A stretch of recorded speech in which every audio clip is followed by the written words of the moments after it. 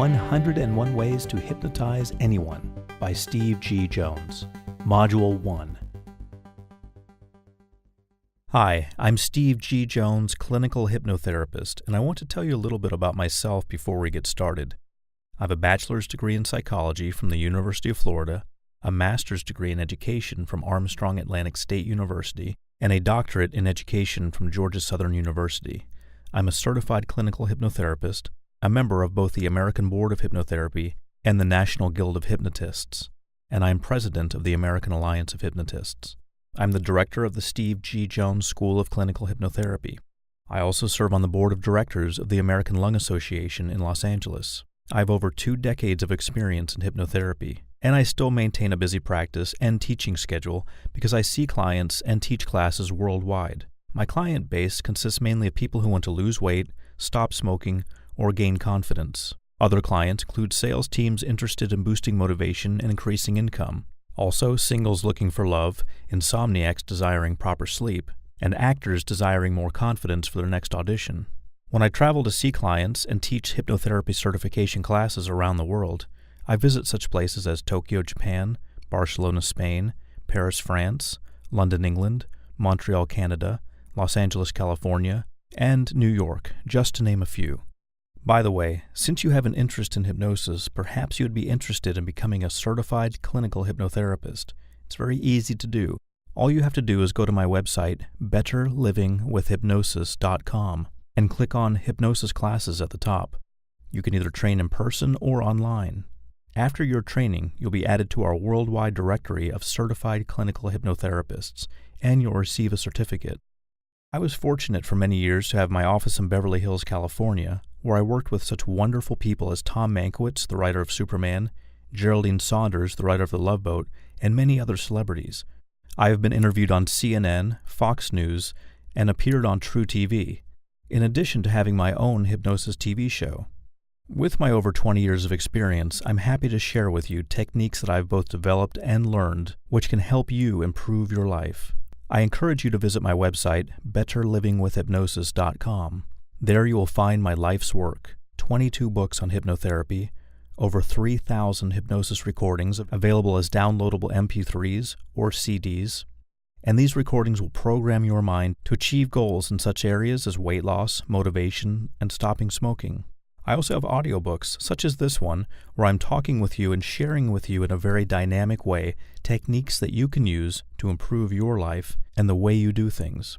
The reason I'm telling you all of this is not to impress you, but to impress upon you that I, your teacher, am very capable, and I know what I'm talking about.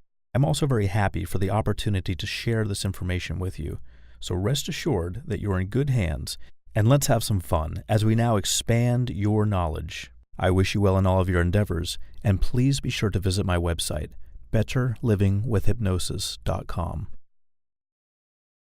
Welcome to the 101 Ways to Hypnotize Anyone. In these modules, I'm going to teach you 101 ways that you can use to literally hypnotize anyone. So get ready to take notes, get ready to learn, and get ready to have some fun. Number 1. First, understand the nature of hypnosis and self-hypnosis. Hypnosis is a natural state characterized by a heightened state of awareness. Hypnotized individuals can either be awake or asleep depending on the type of induction used by the hypnotist. Hypnosis is consensual. That means no one can be forced to follow what the hypnotist is saying. 99% of the things that you see on TV and in the movies about hypnosis is actually not real. I remember seeing a movie called Curse of the Jade Scorpion by Woody Allen. Great movie, wonderful director. Woody Allen is one of my favorite directors because he's just great at directing quirky movies. However, he really missed the mark on purpose in this movie. He did it just to be funny,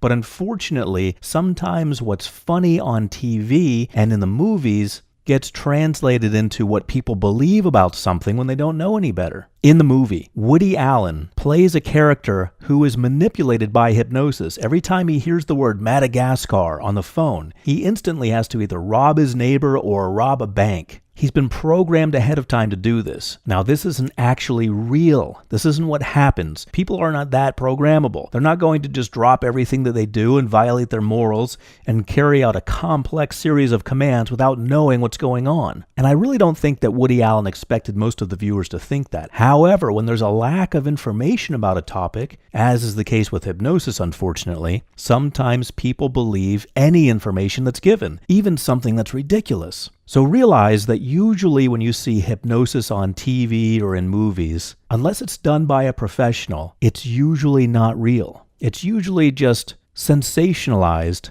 in order to get a laugh or get people watching. True hypnosis is powerful because it can be used to help others and to help you. Hypnosis can be used any time of day with little or no special implementations. You don't need to be a professional hypnotist to use hypnosis to improve yourself. Number 2, define your goals as a hypnotist. People around the world go into hypnosis for different reasons. Reasons can sometimes be tied to making a profit from doing hypnosis. Other people just like the idea of being able to induce trances whenever they can to achieve specific needs, such as helping someone to stop smoking or to lose weight, for example. Regardless of your own reasons for going into hypnosis, you have to be honest with yourself so you will know which direction to go. Now realize there are almost no limitations when it comes to hypnosis. It's been around for a very long time, and there's been a lot of progress in this discipline since it started over 150 years ago. And that's just modern hypnosis. There is evidence that the ancient Egyptians were using hypnosis long before that. I want you to set goals for yourself and identify the steps that you will need to take to achieve your goals. Rather than getting big goals in the beginning, set baby goals, as I call them. Take baby steps. These are easier to accomplish. Speaking of movies, I remember the movie What About Bob, which is a great movie, very funny. It's about a psychiatrist who gets a patient, Bill Murray, who becomes overly attached. And although the movie has a lot of twists and turns, and it's primarily for humor, the psychiatrist in the movie, a fictional character, had written a book, and I believe it was called Baby Steps. And it was about the concept of taking baby steps, little steps toward a goal. And I thought, although this is a funny movie and designed to just make people laugh, what a great concept. And what a great book that should be written, Baby Steps. Because really, when you think about it, baby steps are what get you there. If you want to build a huge building, you need to do what we call in neurolinguistic programming, chunking down. You need to chunk it down to sizable, manageable steps. Think about this. If you want to build a building, you can have just one step, which is build a building. But that's not really going to help anyone because it doesn't explain what the individual jobs are and the little goals along the way. There are thousands of goals along the way when you build a building. Well, just like when you want to lose weight, there can be goals along the way. Getting up, exercising, eating right, etc. So realize the power of baby steps. Number 3, power your goals with visualization. I want you to write down your goals as a hypnotist. In other words, why do you want to learn hypnosis? Limit yourself to 7 important goals in the beginning. This way you'll avoid drowning in your own list of goals and you won't become disillusioned as you attempt to strike off items from your list of goals. Choose your top 3 goals from your list. Then, choose your top 3 goals from your list of 7 and set a deadline for these goals. Next, write down action steps for each of the top 3 goals. Then, on a daily basis, visualize yourself accomplishing all of the specific action steps needed to accomplish the top 3 goals. When you have finally accomplished each of the top 3 goals, do the same for the remaining goals. Number 4, prepare for different hypnotic situations. There are various ways of using hypnosis to achieve a particular goal. If you want the benefits of hypnosis for yourself, it would be best to use hypnosis recordings and visualization exercises so you can reap the benefits even if you are just resting at home. If you want to hypnotize another person or a whole group of people, you need to learn induction techniques and pacing and leading, etc. You also need to learn about the various ways that you can induce a trance in a person even if you are just sitting with them in a living room. And by the way, the website Hypnosis Certified can help you learn any of these advanced techniques that you may want to learn. But for now, just sit tight because I think you're going to learn a tremendous amount of information in this program. We're only on way number 4, and there are 101 ways in this program. Here's number 5. Learn to communicate more with the subconscious mind. The subconscious mind represents about 90% of the total capacity of the human mind. The logical and rational center that we're all familiar with represents just 10%. Believe it or not, the subconscious mind is really the boss that drives the conscious mind. The subconscious mind may be routinely suppressed by the conscious mind, but it doesn't mean it's in any way inferior. In fact, the subconscious mind is so strong it has to be regulated in some manner. Otherwise, all of our primary and instinctive drives would be let loose upon the world. The subconscious mind has the power to command the conscious mind. Therefore, if we're able to command a person's subconscious mind to believe something or to do something, we would have a better chance of succeeding compared to just attempting to appeal to their conscious mind, which is often more inflexible and defensive. Number 6. Focus on creating internal representations that are easier to accept. We all know that the subconscious mind is capable of commanding the conscious mind, but that doesn't mean that it's extremely pliable and will allow just anyone to give any kind of input or command. If the subconscious mind didn't have a way of verifying input, at least to some degree, people would most likely face mortal dangers every day. The subconscious mind uses a critical process to cross-reference input from different senses. If a person hears or sees something that isn't approved by the subconscious mind's critical process, it will be rejected. The rejection will be expressed immediately by the conscious mind. If you want to quickly induce a hypnotic trance, the words that you speak must be easily verifiable so that the subconscious mind will have no reason to disagree with what you are saying in the first place. Number 7.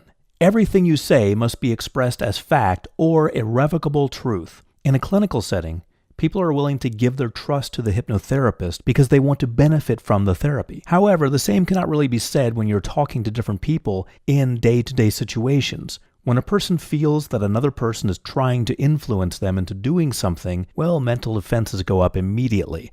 This is a natural reaction. To become a truly effective hypnotist, you need to have the confidence to express everything as truth or fact. It doesn't matter if what you're saying isn't really hard fact. Your voice, your attitude, and your body language need to communicate that you should be trusted and that it's okay to agree with everything that you say.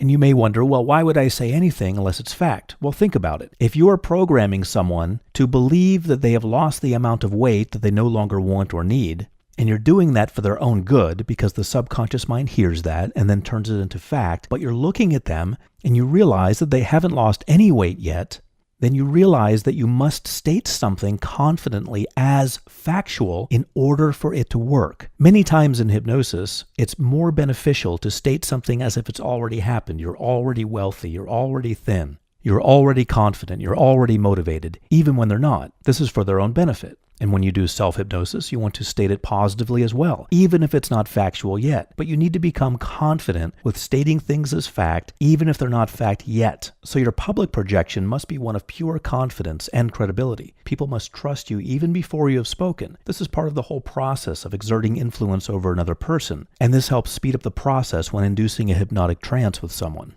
Number 8. Drive home new truths through repetition. You can have hypnotic influence over a person through the use of repetition. The mind can reject new things on the basis that it's difficult to find an existing memory or internal representation that can validate the input. But over time, the subconscious mind, aided by the conscious mind, can create new truths if it receives new input repeatedly over time. So repetition allows you to drive home new truths to resistant individuals. However, this approach will only work if you have the time and you exert the effort to constantly reinforce a particular attitude or belief. Otherwise, the hypnotic subject may not respond to the idea over the long term. Number 9. Prepare the subject for hypnosis. If you are not performing the hypnosis covertly, meaning without someone knowing it, it would be a good idea to prepare the subject for the actual process. Before the actual hypnotic process, talk to the subject about hypnosis and what their beliefs are. Attempt to uncover negative beliefs about hypnosis. It would also be beneficial if you can uncover any hidden objections. You can easily draw out hidden objections by asking questions. A great question would obviously be, do you have any hidden objections? And if they say yes, well, what are they? It's a very straightforward process. So if they share with you some common myths about hypnosis, I want you to dispel these false stories with plain fact. The more straightforward you are with what hypnosis is, the better the results. Number 10, induce hypnosis with progressive relaxation. One of the most popular ways of inducing a hypnotic trance, and the way I prefer to use on 90% of my clients, is progressive relaxation. So progressive relaxation can be used on yourself and other people. This technique involves suggesting that the subject's body and mind are experiencing a gradual state of rest or sleep. Induction is fast because the process involved is very familiar, just resting and relaxing. And people are usually not anxious or nervous about going under when they're just being told to rest or relax. So just tell them they're going to relax from head to toe, as if they're receiving a mental massage, relaxing the top of their head all the way down to the soles of their feet. And you mention each part as you go, relaxing your shoulders now, your arms, your fingertips, your torso, etc. You do it a little bit more slowly than that, but the entire process can take under 5 minutes.